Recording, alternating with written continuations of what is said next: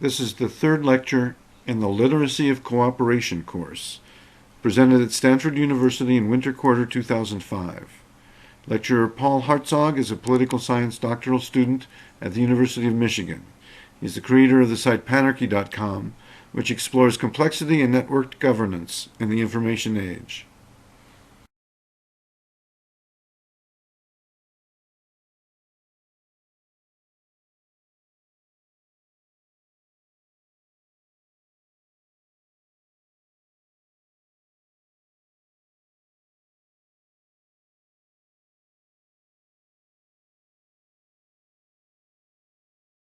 Well, Paul B. Hartzog.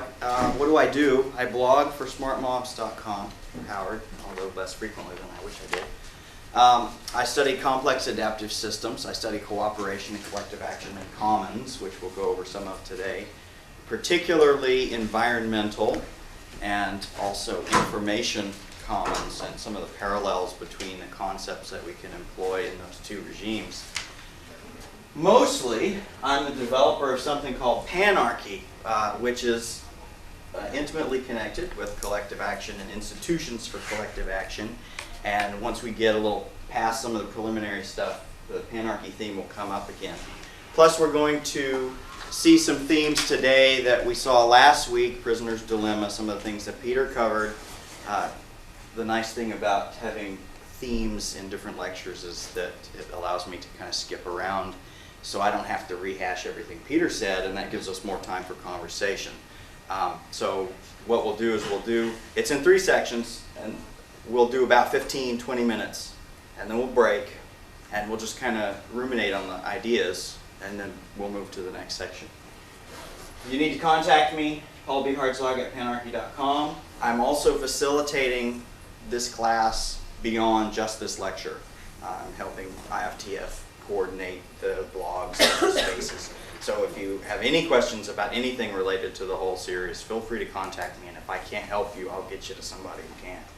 And then online I have www.panarchy.com, which is a place, it's a public space. You can join, you can participate in the discussion, you can store things there, you can interact in the forums. It's about panarchy. But you can also, in my particular member folder on that site, go through a lot of the writings about panarchy that I've done. And again, as we get to the section on institutions for collective action, we'll come back to that. Is it 2 or 1 or? The other side, I think. The other side of the pen. Pen. Oh. All right, next. That works. Maybe not. There we go. All right, institutions for collective action. These are the 3 sections that we're going to cover. Commons, first we're going to talk about what constitutes a commons. And then we're going to talk about the dilemmas that are generated when a commons is present. And then the last thing we're going to look at are solutions, potential solutions to those dilemmas. And the way that you codify your solution is to create an institution of some kind. All right. The first thing about commons that we're going to go over is their properties. Rivalrousness is the degree to which one person's use diminishes others' use, sometimes called subtractability. If a shared resource is depletable, that's subtractability or rivalrousness. Sometimes we refer to those depletable properties as just being rival. Rivalrousness is not the best word to use. The second property is excludability, and this refers to the difficulty of excluding others from using a given resource. So, for example, an open range, cattle moving about freely, fences come along, now all of a sudden we can exclude others. That's something I'll come back to a little bit later. But these are the basic 2 properties that we talk about, that we begin with when we're looking at what is a commons. Does a commons exist? Now, commons can be common property. It can be a commons of ideas. Lawrence Lessig's book, The Future of Ideas, is subtitled The Fate of the Commons. We can have commons as just shared goals. Any kind of shared resource in which multiple persons or users are vested creates some kind of commons. And once the commons exists, then there are certain kinds of dilemmas that will come up after that. Okay, so we can organize, everything important in the world can be organized into a 2x2 matrix. If you don't learn anything else at Stanford, you should learn that. Excludability is not a hard and fast thing. It's not that something is or isn't excludable. It's that it's easy or difficult. That's a continuum. It's convenient to break it up into a dyad. Same with rivalrousness. We can talk about things that are highly rival, things that are not so rival. If something is highly excludable, highly rival, it's a private good. Example, food. All right, if I eat a can of beans, nobody else gets to eat it.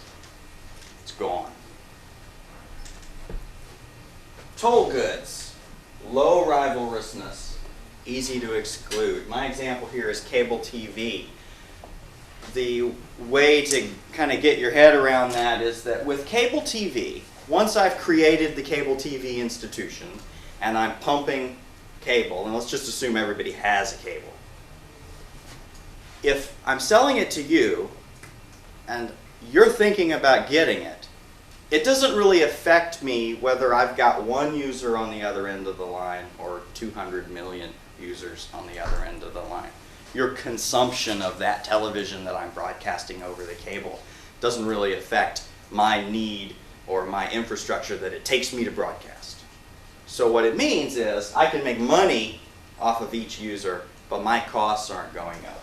And that's kind of where toll goods sit. Sometimes these are called club goods.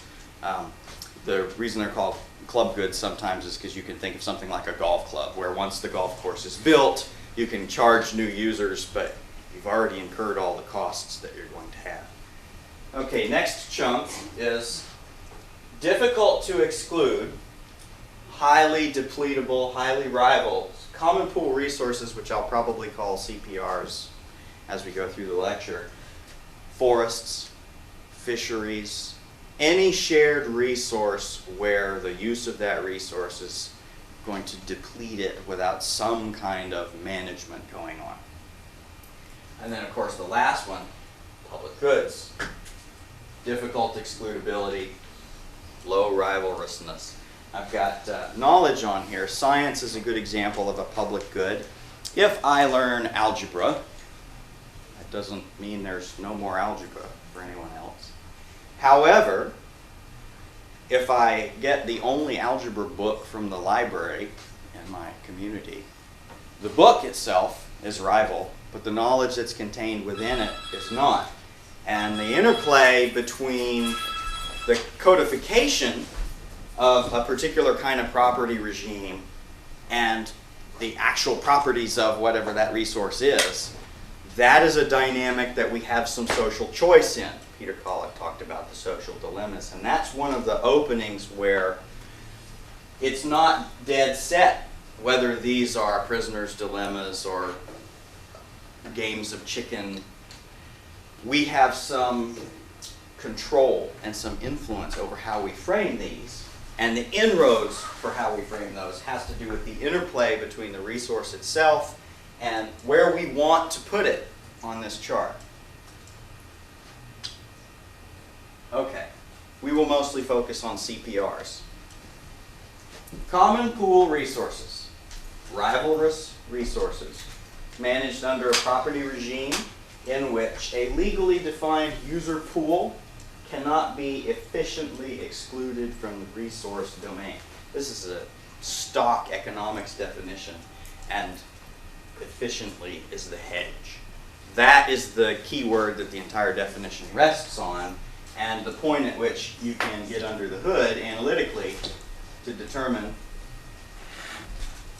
possibilities and opportunities for reframing the social dilemma that's presented when you have a commons.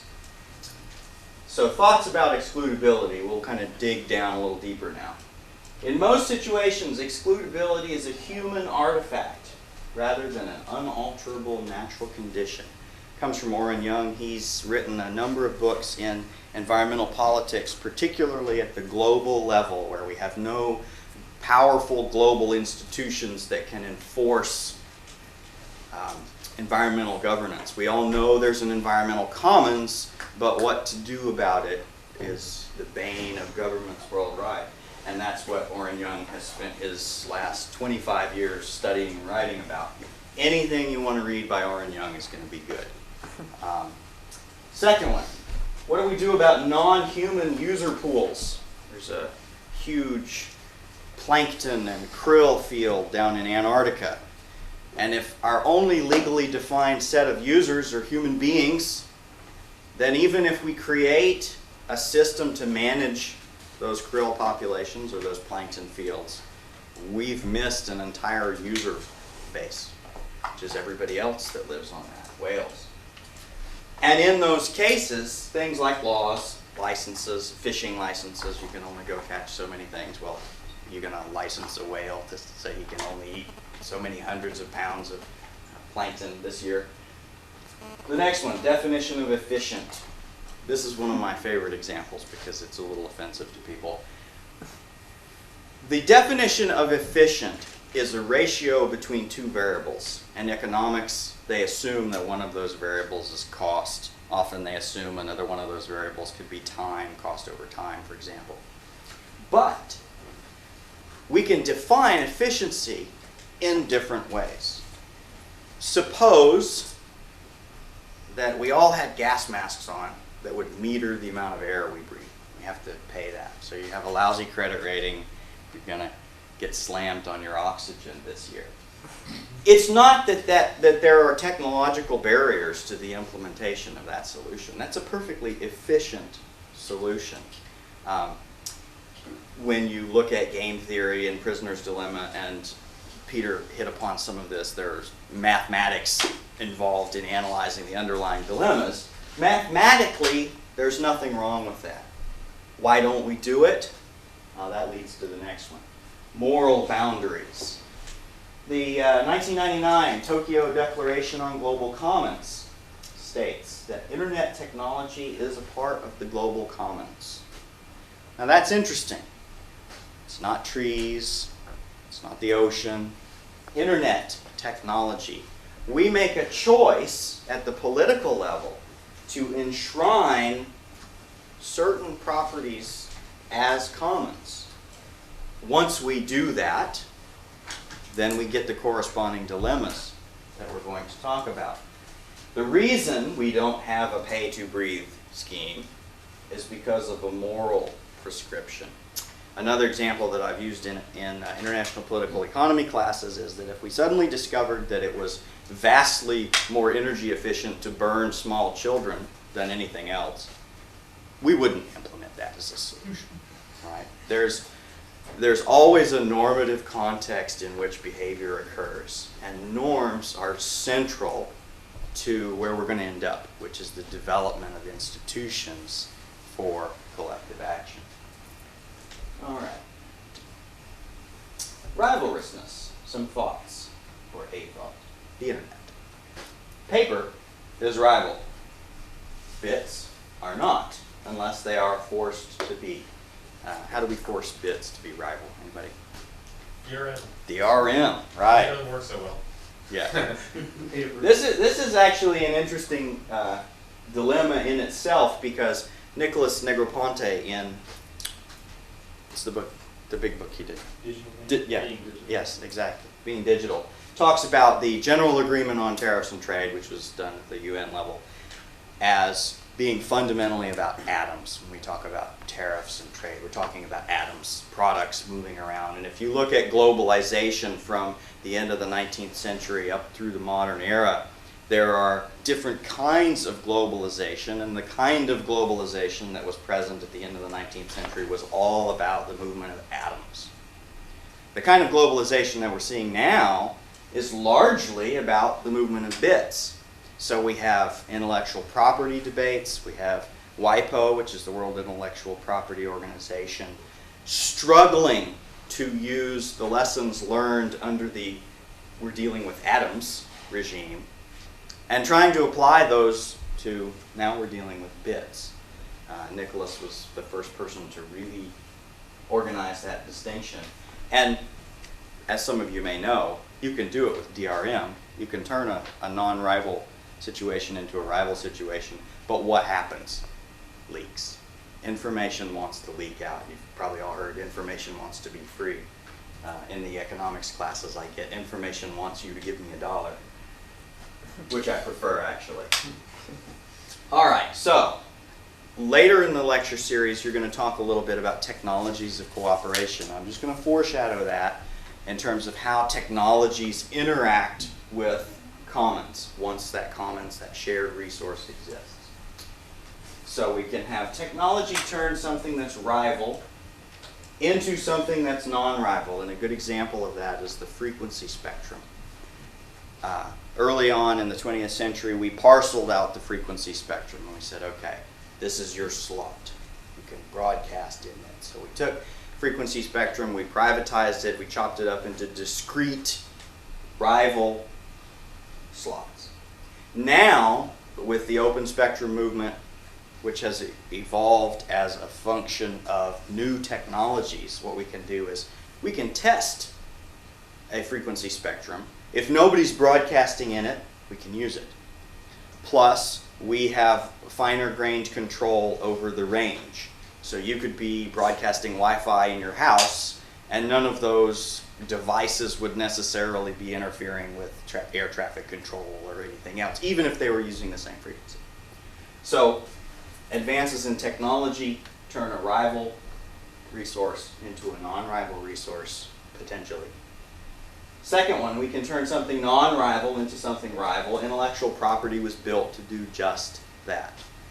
Beyond the debates over the fact that intellectual property was originally designed to be temporary, DRM, and as a derivative of just basic intellectual property debates, that's what it's for. Is to take an idea, which we already saw was in the public goods square of the matrix, and turn it into a private good that can be bought, sold, traded. Third one, we can turn something excludable into something non-excludable. Back when the only means of information transfer was the printed book, or perhaps the newspaper, there was a lot of excludability. You would find all the way back through the Renaissance people with huge libraries.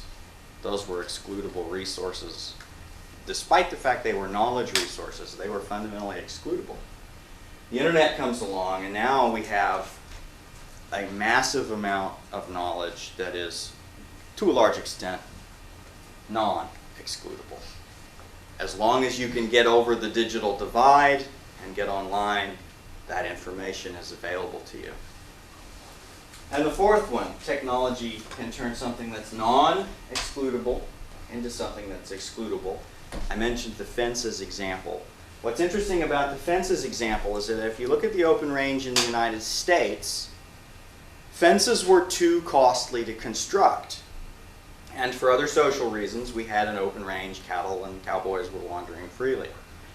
The advance in technology that changed that was the invention of the cheap barbed wire fence. Now, all of a sudden, we could afford to fence in large tracts of cattle land, effectively resulting in excludability. Now, what's fascinating about this is if you look at the same process as it occurred historically in Britain, they ended up with a different outcome. In Britain, they had a normative commitment, a sort of cultural, historical commitment to an individual's right of free access across the land. So once they were able to build fences, and in their case they're stone walls, at the political level there was a decision that said you have to provide individuals their right of access across the land. And so what you find in Britain are these neat little gates that they're shaped in such a way that an animal cannot go through the gate, but a person can step in, move the gate around, and then go through. It's basically like a heart valve.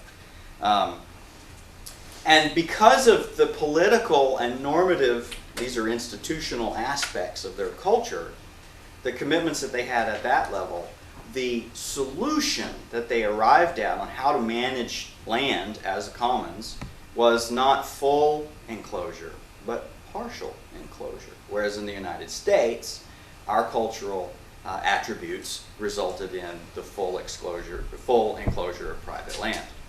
And I think actually that later in the lecture series, aren't they reading the new enclosure movement as part of the... Yeah. Yeah, I think By so. So you guys will get Royal. to dig into that a little bit about how enclosure works. Okay, we'll stop here. Yeah, that's just about time. That's chunk one. What is a commons? How do we chop it up analytically into useful terms, terminology, and an ontology of public goods and CPRs and toll goods? Open the floor for what, 5-10 minutes? Sure. That's good. 5? Questions, anything? We don't want to go forward until we're real clear on that, so. I have a comment. Sure. The question doesn't necessarily clarify anything. It seems to me, thinking about this, especially in terms of the internet, is sort of one of the keys. There's an interesting new, that doesn't fit neatly into either of those definitions. It's sort of when you talk about sort of attention availability. Attention it's sort of rivalrous and it's sort of a commons. And I mean, if you think about things like namespaces and search results and recommendations and all of this fall into this sort of weird space where it's not necessarily that, you know, particularly say search results, all the information is there publicly. And what's sort of actually rivalrous is your ability to process it.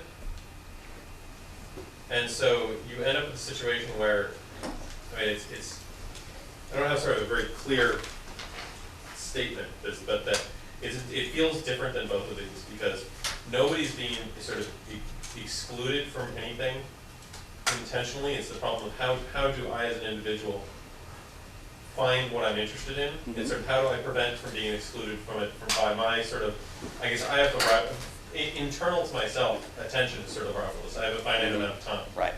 And so the rival resource is entirely internal in this case. And where it sort of can be attacked. I mean, you can see like the media companies pay companies to put tons of junk into file sharing networks to make them less useful to individuals. And it's basically attacking that rivalrous resource. But it's somehow different, it seems to me. At least at first look, it feels different to me than either of these definitions. Well, and even something as abstract as attention, which you would think would not really fit into these, there was legislation proposed within the last 2 months that actually states for a given DRM purchased resource, you can't multitask while you're reading it. Your attention has to be given to that file exclusively for the period of time in which you have agreed to read it. Now that's really fascinating that we would actually be telling people, and the reason they want to do this, I say they, well, I won't go into that, but the reason that these things come up is, again, we're taking historical concepts, which we've just reviewed, and we're running into problems as we try to apply those historical concepts into some of the new technologies that we've run into. And particularly with the attention thing, what it boils down to is the idea of, if we're going to pay money to broadcast television into your home through however many cable channels or through the ether, we want to know, for our advertisers, that you're dedicated to that. And so the attention issue was specifically framed in the context of, if we pay lots of money to broadcast the Olympics and you are going to watch it, you can't do anything else. You can't get up and go get chips. You can't. I'm not kidding. And what happens, being a political scientist, I tend to see the back end of this as how it plays out in Washington, is that nobody would vote that through, right? I mean, that's ridiculous. And so they'll vote through something really important like health care reform, and then way down on the bottom, oh yeah, by the way, you have to watch TV when you're really watching TV. That's helpful. So, yeah. Does this mean you're not allowed to go to the bathroom and like read a book for a couple minutes while you're sitting in there? Well, if you look in Lessig's recent book, Free Culture, for example, he has a specific case where you download a child's book in a DRM format, and if you bother to read the restrictions, it says you can't read it to someone else's children. Very strange. It's a strange new era, but it underscores the basic point, which the rest of the lecture series will also serve to underscore, which is that a lot of our historical ways that we've thought about these things in the industrial era, in the era of atoms, we're really struggling with how to sort of renovate these concepts nowadays. Yeah? There's a question of whether these are effective methods for excluding people from a resource, though. I mean, while you can write down these rules and pass them into law, how do you catch people that are violating them? Well, the implementation People who are reading is stories what, about people's kids. yeah, that's what forming good institutions is all about, making those decisions. What kind of rules do we want to have in an institution? And we'll get there for part 3. Beth, ready to go? Sure. Okay. Okay, so what happens when we have a shared resource, a shared goal, idea commons, or a fishery? We get 2 kinds of dilemmas. We get first order and second order dilemmas. Not terribly exciting names, but that's what they are. And these first order dilemmas constitute 3 basic metaphors by which language of commons and collective action has been analyzed historically. If you read Ostrom or David Bollier, this is the actual Ostrom book, Governing the Commons. You guys read 2 chapters out of it. It's worth reading the whole thing. And she's got book after book, like Orrin Young. They're all worth reading. Most recently, last year, mid-year, was a version of Governing the Commons specifically designed around problems in the new millennium. And it's interesting that Ostrom, with some of her colleagues, have now begun to discuss the information commons. So here you have a person who started out specifically looking at environmental commons as an academic, realizing that there's a lot of overlap between the concepts and sort of jumping ship. Okay, so the first one, Tragedy of the Commons. Everybody, I'm going to assume everybody read that, right? That was the Garrett Hardin article. What was the basic dilemma that he poses in that? Right. He says, okay, we've got some grass, we've got some sheep, we've got some farmers, overgrazing. Okay. In an analytical sense, that's called a free rider dilemma. And what it means is that when you have an open access resource, the incentive is to take without giving back. He wrote that paper, I think, in 1968. It is one of the most cited papers of all time. It generated a plethora of derivative criticisms and extensions. It became the core of economic theory with commons dilemmas. And Garrett Hardin himself sort of repudiated it after a while. In an interview about 5 years ago, he said, "I should have named the paper The Tragedy of the Unmanaged Commons." Mm-hmm. And the problem that was generated is that because he framed the dilemma as a tragedy, and if you're into drama, a tragedy is the inexorable workings of fate, right? He framed it as there's really nothing we can do about it. He used as his application population, right? Everybody wants to have more kids, so we're doomed. And as we proceed, we'll find that that's really a very narrow way of looking at the problem of overgrazing, right? There are lots of things, lots of ways out of the tragedy of the commons. But analytically, the important thing to note is that the first order dilemma that's framed in the tragedy of the commons is the free rider problem, that people will take without giving back. It's called the problem of under-provision of a shared resource. All right, the second one is the logic of collective action. This is Mansur Olson, and as far as the logic of collective action goes, again, it's an inexorable logic.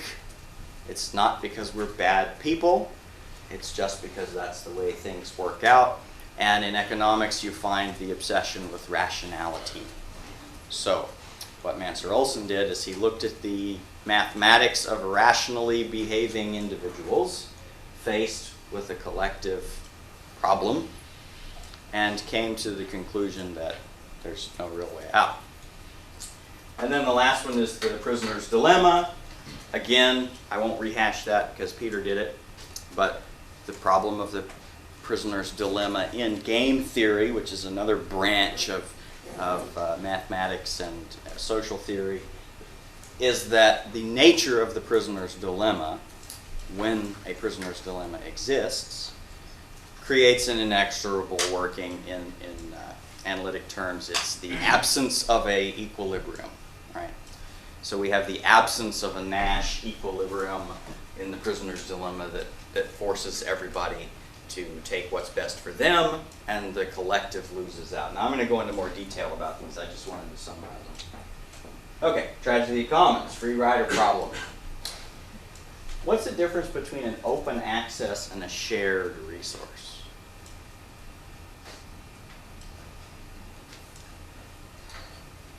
Anybody? Something else? Yeah, jump in. I mean, this is...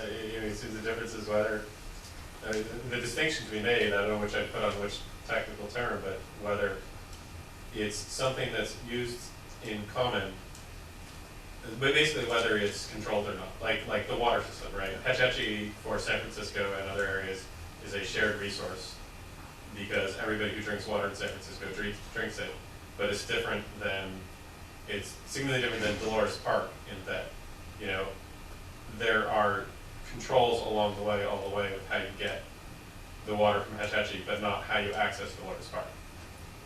And what Hardin does is he conflates these two. And that's why he later said this is the tragedy of an unmanaged commons. Okay, Mansur-Olson, logic of collective action. Specific quote, all of this material will be up online later, so you don't have to like copy down all the long stuff. Just pull the files down, you can have the slides. Unless the number of individuals in a group is quite small, or unless there is coercion or some other special device to make individuals act in their common interest, rational, self-interested individuals will not act to achieve their common or group interests.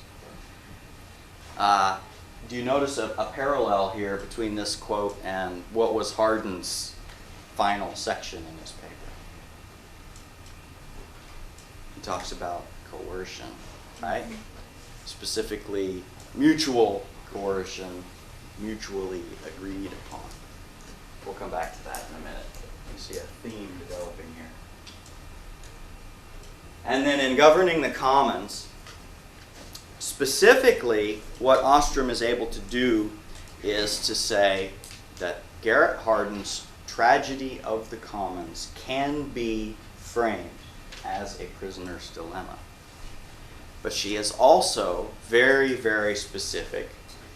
If you read the rest of the book, including the footnotes, she says, very rarely do we find real shared resources in the world that present us with a prisoner's dilemma. So for Ostrom, who was really the first person to frame it this way, and for people like David Bollier and Lawrence Lessig, the basic problem of these three metaphors is that they've captured the hearts and minds of our scholars, and they allow us to say, with due confidence, there's nothing we can do about it. And that way, we don't have to waste our time looking for potential solutions to these problems. It's kind of a cheesy way out.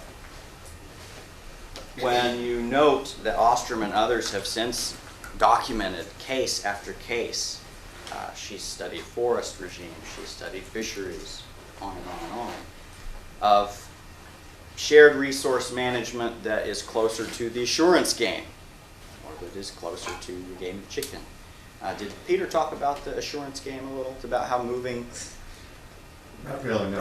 In two sentences. Yeah, the problem of the prisoner's dilemma is the two guys can't talk, right? They can't communicate. Well, when you introduce communication into into commons dilemmas, you raise the possibility of something called an assurance game. It changes the math very slightly. It says, I'll cooperate if you'll cooperate. Now, once we can communicate that, then we have the potential to get out of the prisoner's dilemma by reframing it. And in his paper, the social dilemma paper that you guys read, there's a whole section where he talks about reframing the prisoner's dilemma into an insurance game. Okay. Those three metaphors have to do with the relationship of the user pool to the resource. That's why they're first order dilemmas. How do we, the users, plus whales, appropriately manage the resource in question? Now, there's a second order dilemma, which is that if I've got to cooperate with all of you, how do I manage you? That's the second order dilemma. The perceived cost of solving a collective action dilemma can prevent those trapped in it from making the move to escape.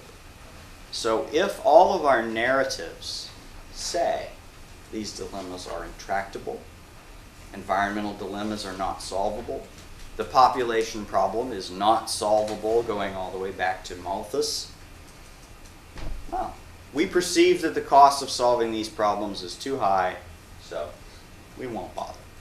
I don't think I can get you guys to work with me. You see this a lot at the UN.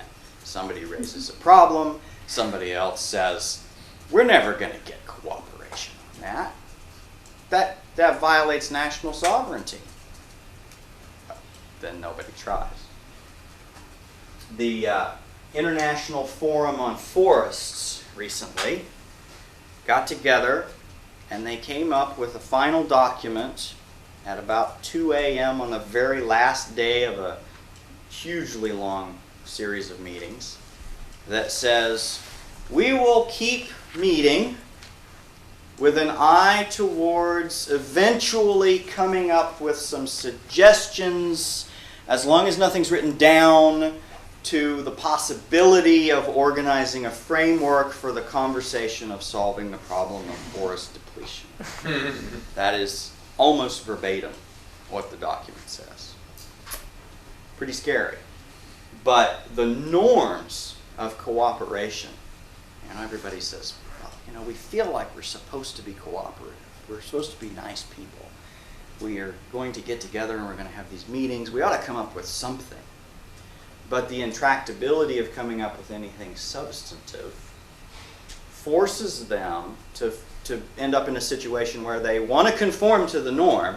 They want to be able to go home to their constituents and say, look what we did. If you read the New York Times after that was signed, it says, America leads the way in forests solutions. And yet America was the single nation that stopped any agreement. America came in on day one and said, we will not sign any piece of paper that has anything binding or even suggests that this group of people can come up with anything binding, because the International Forum on Forests is supposed to just be about talking about the problem. They're not actually supposed to come up with a treaty or anything. And so we find, and this is where the technology aspect comes in, that we feel compelled to look like we're cooperating, even when we're not. There's a great paper called Hostage to Norms by Dimitrov, who is now at the University of Western Ontario, writes about environmental commons. But the same can be said in information commons when, if you look at the intellectual property debates, you will see people saying, DRM, it's wonderful, it enables us to solve the problem of the commons. But it does that by eliminating the commons. It doesn't really solve the problem at all. The inability of participants to change the structure may or may not be an empirical reality. If we frame it as an empirical reality, we avoid and can deflect investigation that may discover there's some other way of doing things. What Ostrom was able to do was to say, everybody says individuals can't cooperate in the absence of government to solve commons dilemmas. But if you look at tribal communities, if you look at small-scale resource management, you find many, many examples The reason nobody had found those examples before is because they didn't look. They didn't think it was worth looking. And that's why all of this is about reclaiming the narrative of the commons. This comes out of David Bollier's book, Silent Theft. And you'll hear Howard talk a lot about narrative and story. Because these are not empirical realities. It's whether something is a public commons or a rivalrous or non-rivalrous good, how we choose to frame those, because it's not empirical, we have a lot of input as to where we want to frame things, and if someone has captured the narrative for any reason, then we tend to not see those other opportunities. So the lenses through which we view these situations and cast them as if they were empirical realities prevents us from seeing ways out. Okay. Yeah, with 10 Okay, minutes. good. Open floor. It's a kind of a founding thing, goes back to your first grid of rivalrous, non-rivalrous. And what about resources that are actually self-reinforcing and positive human virtues, for example? You're becoming more peaceful, induces more peace in me. It's not a rivalrous or even a neutral thing. You're being more healthy doesn't take away my health. So how do you deal with things that are autocatalytically beneficial, if you will? That actually generates an interesting situation called a cornucopia of the commons. I don't know if any of the readings for this lecture series cover that. Bricklin's paper specifically. There's a guy named Dan Bricklin. Wrote a paper called Cornucopia of the Commons, very short, for a book published by O'Reilly called Peer to Peer. And in it, he frames the idea of a shared resource in which free riding generates more of the resource. Now that's interesting. Science is such a resource. If you do a piece of science, the more people who read it and comment on it, they're generating more knowledge off of that. I wouldn't say science, but knowledge in general does give you a situation where you have a cornucopia of the commons. And there are other situations. The ones you usually read about are things like free riding on Napster, right? Everybody's downloading MP3s, but nobody's putting any up. And you can employ technical solutions the way BitTorrent does to try and resolve some of those dilemmas. Or you can go back to what you suggested, which is virtue. You can try to create a culture of cooperation, norms of collective action. And this goes back to the definition of rationality. Rationality, in our academic definition, means selfishness. It means that there is an ego that is you, and you will act in that you's interest. That's fundamentally a selfish definition. But, and IFTF is doing some work on the extended self, most of us do not have an egocentric self. We have an extended self that includes various degrees of family members and communities that we have a sense of common interest and common participation.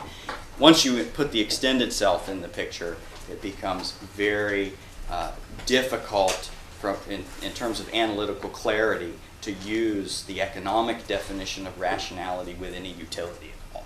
Yeah. But you don't have to rely on virtue. One of the examples that jumps out from Ostrom is that the second order social dilemma of policing free riding on water sharing arrangements was solved by the simple architectural solution of making sure that when it's time for your neighbor to turn off the gate, your immediate neighbor, you're the one who turns it off. Right. So just looking after your own self-interest, your neighbor's going to be there on time to turn their gate on, and you're going to be there on time to turn it off. So the costs of policing it are spread throughout the system. Right. You can do an architectural solution like that, or BitTorrent. Another example she gives is of fisheries, where you have a large tract of water where there are fishing spots that are the good spots. And what the user pool would do is they would rotate through the fishing spots. Well, if you were in a spot that wasn't your assigned spot, the guy in the other boat's going to show up to fish there, and he's going to be like, what are you doing in my spot? So just like Howard mentioned, you can create, part 3, institutions and behavioral rules by which you can sort of self-govern your way out of the dilemmas that are presented. Yeah. It seems that the thing about the virtue one is that your virtue requires a lot of things to be effective. I mean, and basically, the most important thing it requires, though, is that they're, like, as we talked about a bit last class, it requires, like, a history and identifiability is really what it requires. And so that even in, like, some of these even in structural solutions, I mean, with realizing that you can make structural solutions that enhance that as well. And in a lot of ways, that's what a lot of that, in some ways, what the voting example is somewhat. Because when it comes out there with the fisheries, right, if we agree that we're going to rotate through these spots, it's sort of, in some ways you can say it's virtue that keeps you from not going there. And the reason is because you will be recognizable and, you know, there is history. You know, if you're in the wrong spot next Reputation management. That's what basically, it's transparency. And Well, in the shadow of the future. Yeah, shadow of the future, the things that were in Axelrod.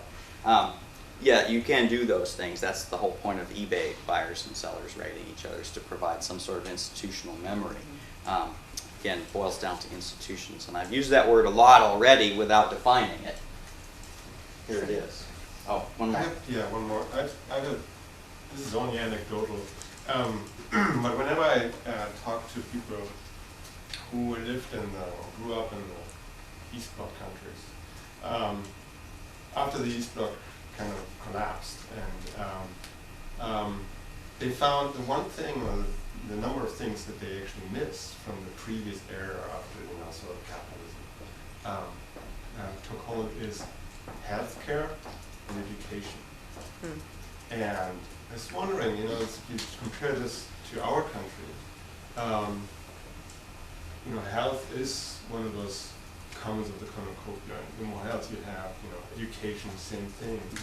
Transportation, another thing.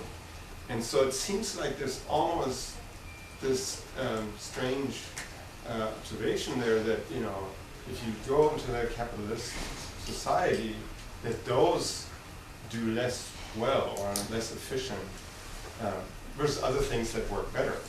But it seems like, I don't know, can you make that generalization? Well, anytime you use the word better, you're saying better according to a certain set of values, right? So, according to Western American values, treating healthcare as a commons is not better. For us, it's better to treat healthcare as a privatization, as a regime that should be privatized. But we see outside of the U.S., other people have employed different solutions. Well, or let me just add a comment to that too. They might say we've got the best medical care for those who can pay. So it's, again, on kind of what variable you're... I'm just, Yeah. I see it as an observation from people who've been in both systems. And, they enjoy having their own car, but they still think that the efficiency. Okay. Well, there's an important exception to that, which is public health crises in terms of Right. epidemics and CDC. immunization. Well, and also I think it gets to first and second order dilemmas and how you frame the problem and how broadly you frame those relationships in there. And so the first order dilemma might look like it's not a commons issue, but if it were treated as a commons, the ripple effect out would be other issues that are crises might be solved. Healthier people might perform better at schools and so education might be impacted in some way. So I think the whole thing, that's why I think starting with social dilemmas is so interesting, because right from the start, you're actually thinking about how are you even framing the complex problem to then think about, well, what are the commons issues in it? And there could be multiple ones. Okay, one final one, then I'm going to move on. And Ross has a point too, so I just wanted to... Yeah. Okay, I'll... Go ahead. Well, I talk hours on this, but I call this deficit attention disorder. And we are so fixated on a neutral to the negative that we can't see the positive. We can't see the positive life-affirming qualities of the system. And economists, and the basic assumption of rationality is selfish, greedy people that don't want to work, that's what's wrong. And we started with that framing, and then we framed dilemmas, rather than framing the rational person as actually being a benevolent sort of person that does have greedy characteristics. So, I also wonder if there's kind of a second order cornucopia effect. I mean, so one of the things in political science, there's a theory called neo-functionalism, which is an explanation of political integration, specifically like the European Union, where cooperation starts where it's decidedly non-political. You have people working at things like, how do we keep these airplanes from running into each other, or distribution of the Marshall Plan. That's getting people to work in something where there isn't a political issue, but then on the basis of not a resource that is the virtue of a resource that people can build upon, but people having some tie together and achieving some success, then it functionally spills over into more political realms, into the European Monetary Union, European currency, the European Union, maybe European Defense Union at some point. Right, and the thing about neo-functionism is that it hinges on that idea of spillover. So for example, because China has adopted open source technologies, and open source technologies are fundamentally commons oriented and very democratic, does that mean that the democratic nature of a billion Chinese working together to write software is going to spill over into their civic space? Well, we don't know those things. We've written about them, but we have yet to see that. Okay, so where we end up, institutions for collective action. Institutions are the shared concepts used by humans in repetitive situations, organized by rules, norms, and strategies. This definition is from Ostrom, but it's not the definition from Governing the Commons, which is kind of old. This is from 1999. I think it's a simpler definition. Rules are formalized, codified processes or practices. Norms are ambiguous, unformalized behavioral pressures. So there may be no rule that says you have to cooperate with your team members or you don't get paid. But if you don't cooperate with your team members, you're probably not going to get paid, because somewhere along the way that system's going to break down and you're going to lose your job. Okay. Approaches. There's strategies. Yeah, well, selection pressures, right? In an institution, there are two kinds of selection pressures. I was going to skip over this, but we can hit it. We can select for agents or we can select for strategies. Selecting for agents means you don't fit in, you're out, right? You get fired. Selecting for strategies means we'll keep you here, but you got to change your behavior. And you see that whether it's a political institution or a business institution. The two selection pressures that are always acting in a structure-agent relationship is that we're selecting for agents and we're selecting for strategies. Okay, approaches to managing commons. Going back to Roman law, even as recent as 1999, in revisiting a paper called Revisiting the Commons, Ostrom said these are still the basic approaches. Res nullius, open access, null, nobody owns it. Res communes, group owned and managed cooperatively. Res publica, government, that means that it's entrusted to the state and it is codified in terms of its legal status as a public institution or a public resource. Res privatized. These don't map directly onto the grids. Okay, so the fact that there's four, I don't want you to think they map onto the four squares. Any of these can be applied in any of the four squares to manage the resource in question. And as we've already noted, Hardin is confusing these with an open access resource, right, a null resource. Totally overlooking cooperative and communal managed resources. And the entire fundamental question of political theory since Plato and Aristotle has been, in order to manage ourselves, to govern ourselves, do we have to turn that responsibility over to the state? Or, Adam Smith, is it best enshrined in a market that will allocate resource use effectively, if you believe Adam Smith? Or is there something else we can do? And one of the key themes in Howard's work that you're going to see this semester, and Ostrom's work in grounding that, is that these are only 2 of 4 possible ways to do this. And cooperatively managed resources are possible. We don't have to submit to a state. State is typically framed as hierarchy. Private is market. Woody Powell wrote a paper, he's here, Stanford, wrote a paper called Neither Hierarchies Nor Markets, right? Neither markets nor Neither markets nor hierarchies, yeah. And this last year a book came out called, with the same name, but a subtitle that's about relational approaches to collective action. Networks, as it turns out, and this is why I write about panarchy. Panarchy is this applied on a global level. It's global, cooperative, network governance. Okay. What one can observe in the world is that neither the state nor the market is uniformly successful in enabling individuals to sustain long-term productive use of natural resource systems. With natural resource systems, you could replace information commons or any shared resource there. Further, communities of individuals have relied on institutions resembling neither the state nor the market to govern some resource systems with reasonable degrees of success over long periods of time. That is an interesting finding. On the small scale, which even Mansur Olson admitted in the previous quote from Logic of Collective Action, on the small scale, it is possible to organize effective collective action in the absence of the state without turning over your authority to the monolithic institution. In political theory, Hobbes wrote about the Leviathan, that the only way to keep us from killing each other is to have a monolithic, coercive institution that has a monopoly on the legitimate use of force and can enforce contracts and good behavior.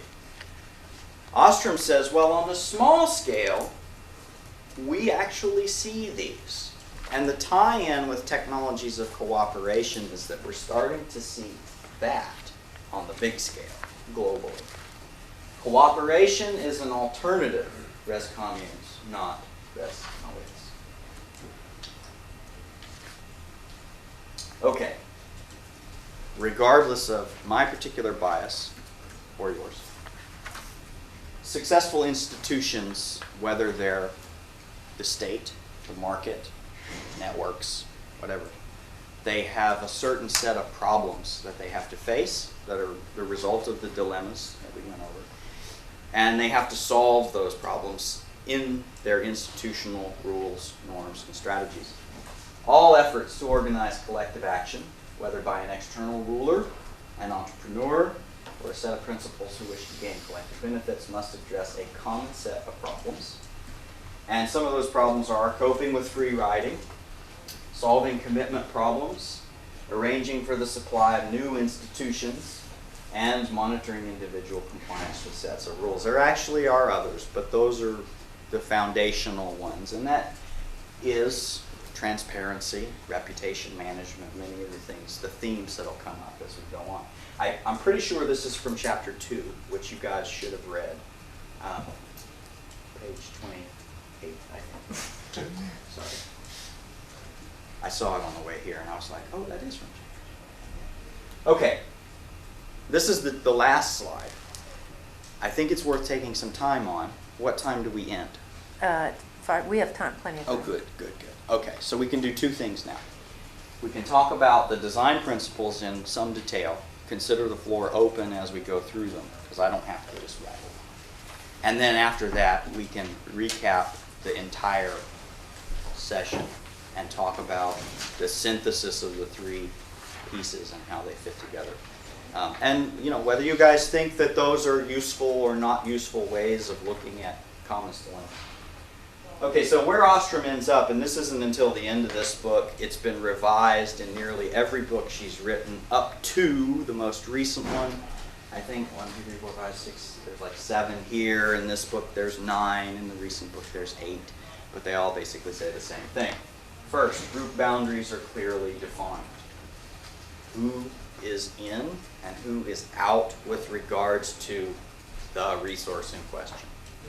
What is this design principles of? That's not, wasn't clear to me. This is, if you are going to form an institution, right, that will solve the problems that are presented, whether it's a state institution, a market institution, a firm, doesn't matter what kind of organization it is. These are some principles that Ostrom comes up with that she culled from looking at the successful institutions and sort of saying, well, they all do this, right? And so then she just reversed that and said, so if we build new institutions that do this, they should work.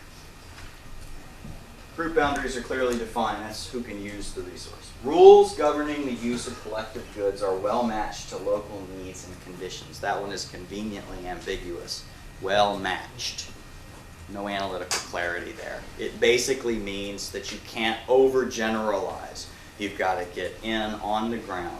The reason she threw that one in is because if you look at fisheries management among people in Southeast Asia and you look at fisheries management among people in the South Pacific, those people have 1,000-year histories, different cultural norms. You can't just grab the solution that worked for the South Pacific Islanders and give it to the Balinese and expect that it will work. You have to do some tweaking.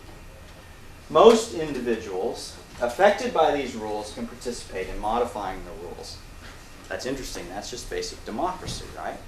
Everybody having an input of some kind. Rights of community members to devise their own rules is respected by external authorities.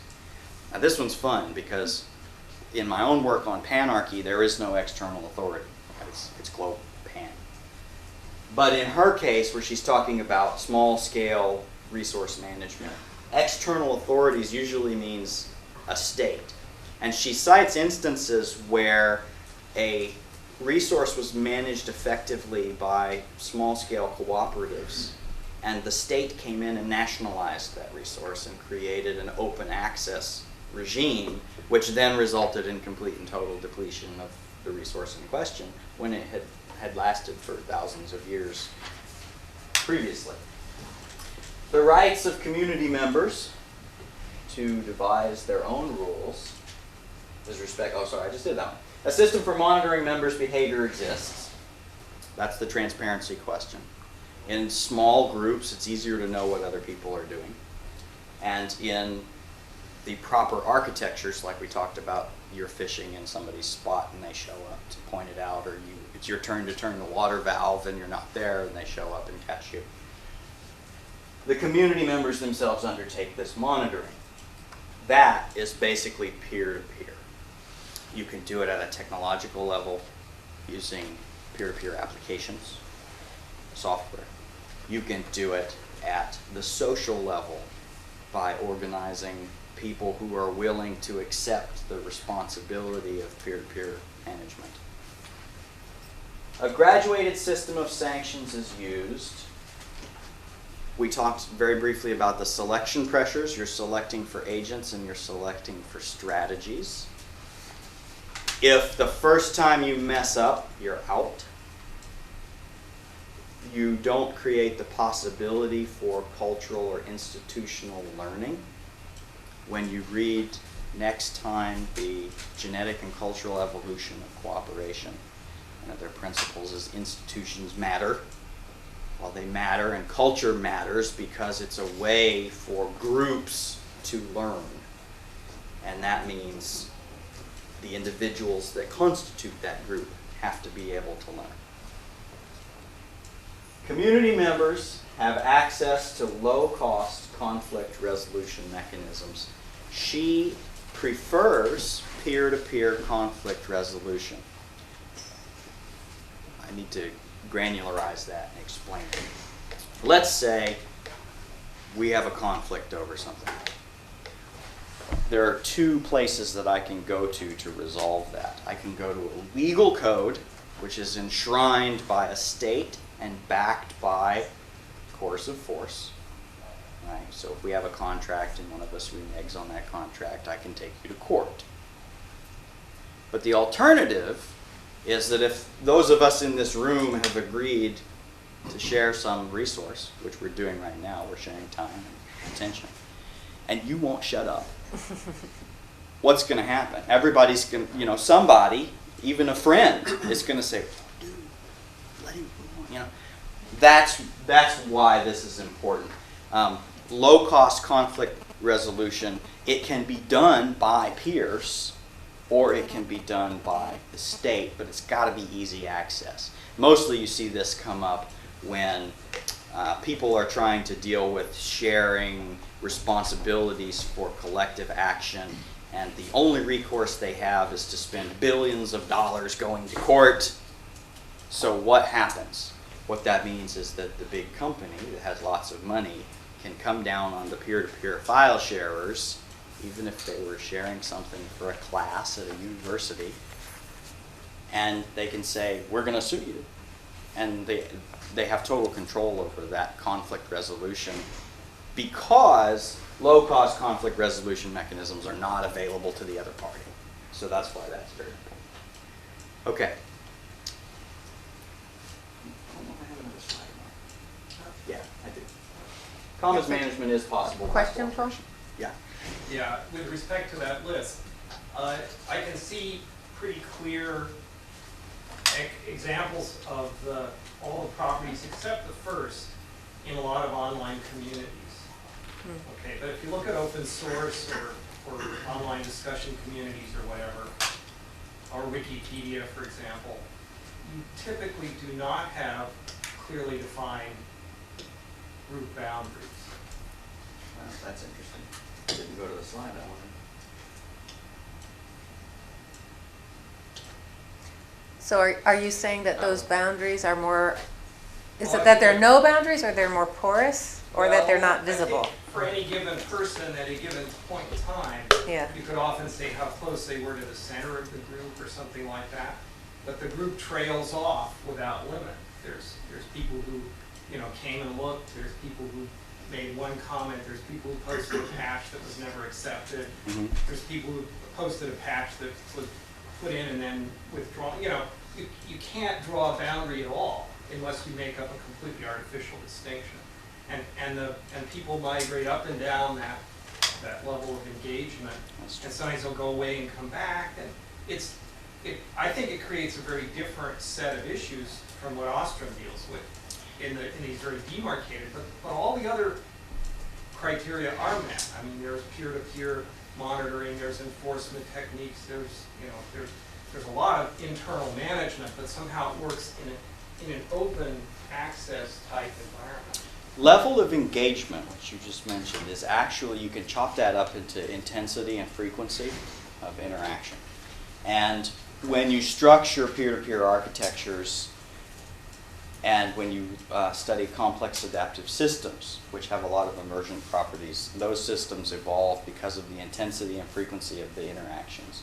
So you could actually look at something like open source versus something like a fishery and look at their user pools over time and see, you're right, in a fishery that's locally managed, the intensity and frequency of the use of that resource is pretty consistent, right?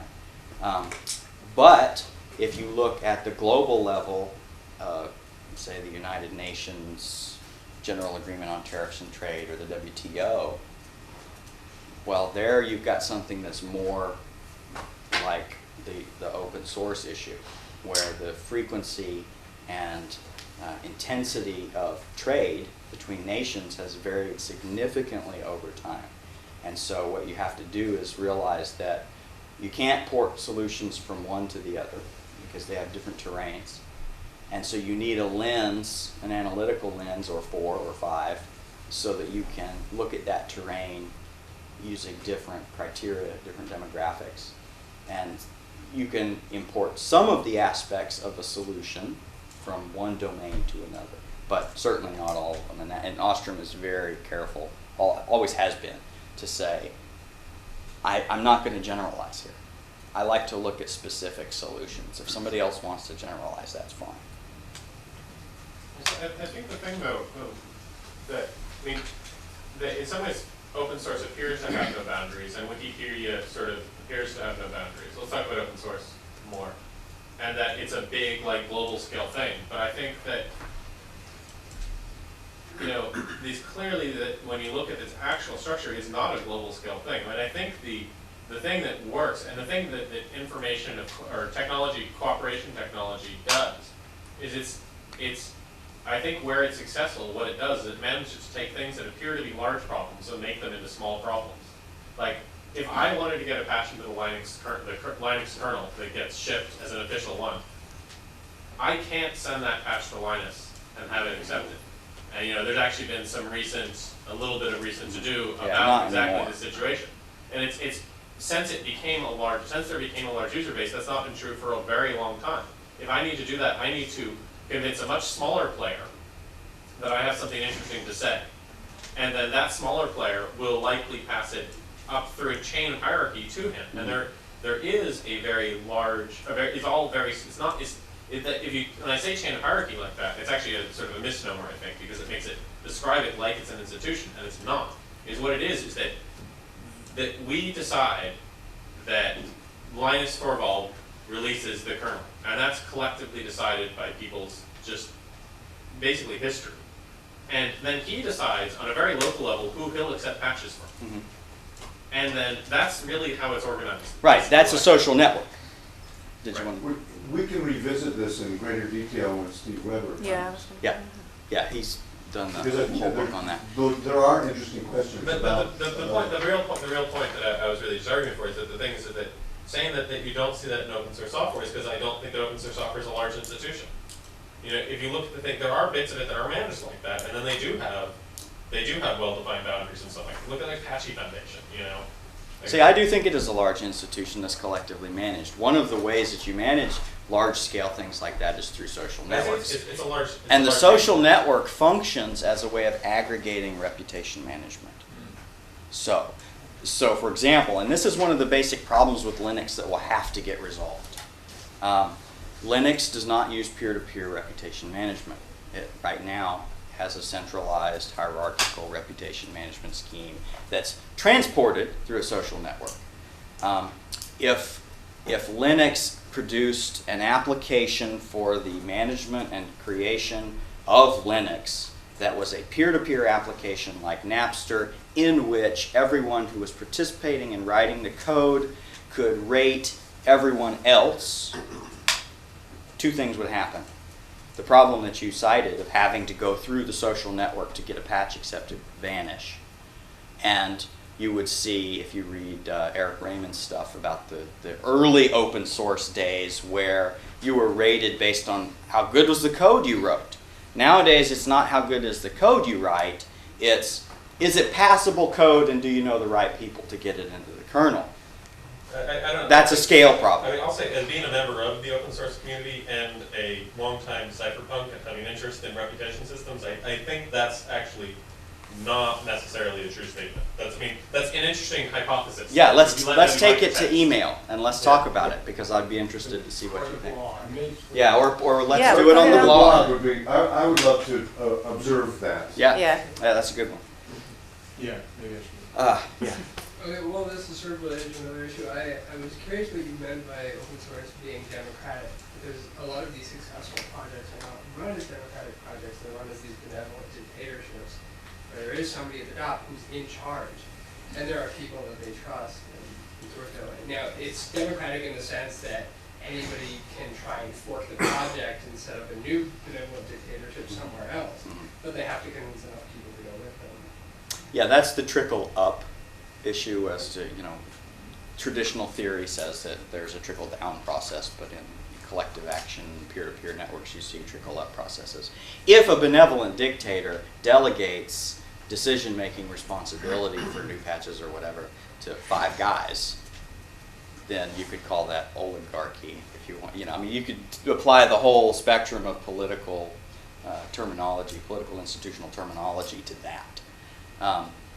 Being a panarchist, I lean towards flat peer-to-peer systems. One of my big beefs with the organization of Linux is that it has adopted a structure, an institutional structure from the last era, which is the industrial era, and is discovering that that structure doesn't work very well.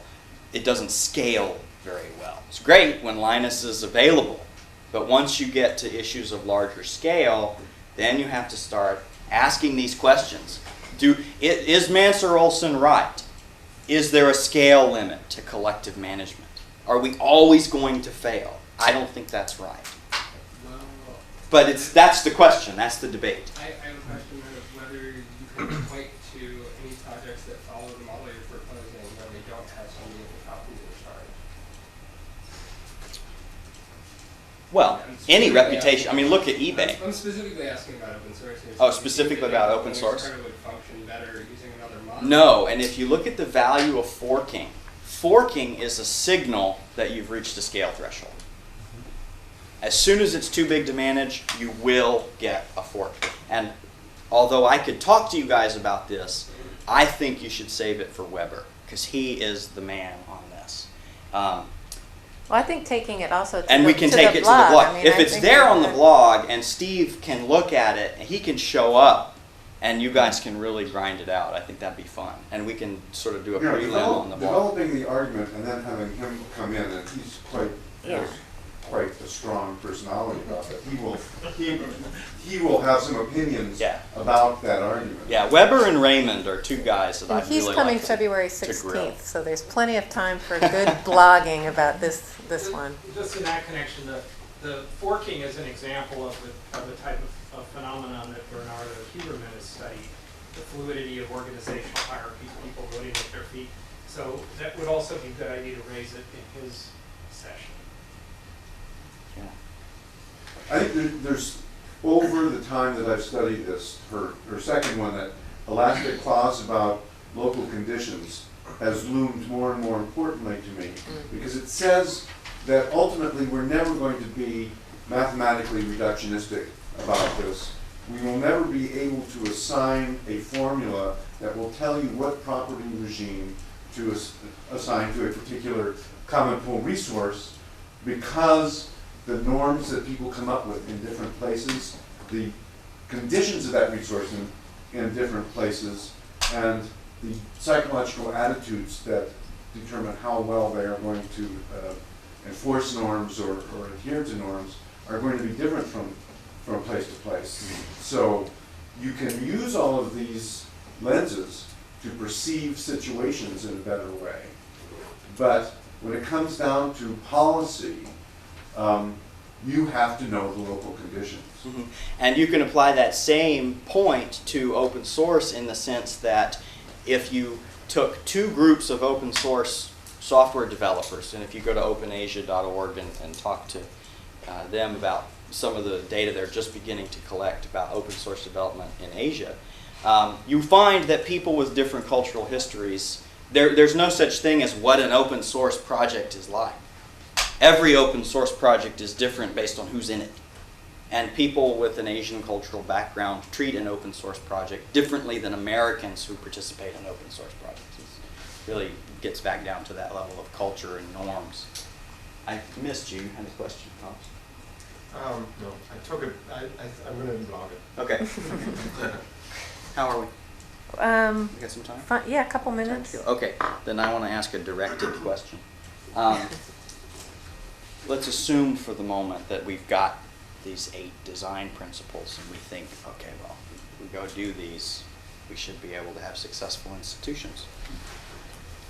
This leads into the questions that are up on the site, or will be up on the site for you guys to tackle after this session is, what's responsible for the failure of institutions if we know so much about how to do it right? What are the points in there at which, what are the nodes, if you will, at which that system can fail, that institution can cripple? And if you think about institutions that you participate in all the time, and institutions maybe that you've studied in a class or that you are aware of because you're an open source developer, things that you do outside of school. How does their success or failure mesh with this particular list of design principles? I mean, a lot of people have tackled this. I think Ostrom's done the best job, but even she's got different lists. So kind of just as you leave today, think about those questions, those design principles in relation to institutions that you participate in. Very similar to with the social dilemmas, thinking about your daily lives and what are the social dilemmas that you run into. Well, what are the institutions that you run into every day, the FDA or whatever, and how are their success or failure played out through their ability to address those design principles. Thank you.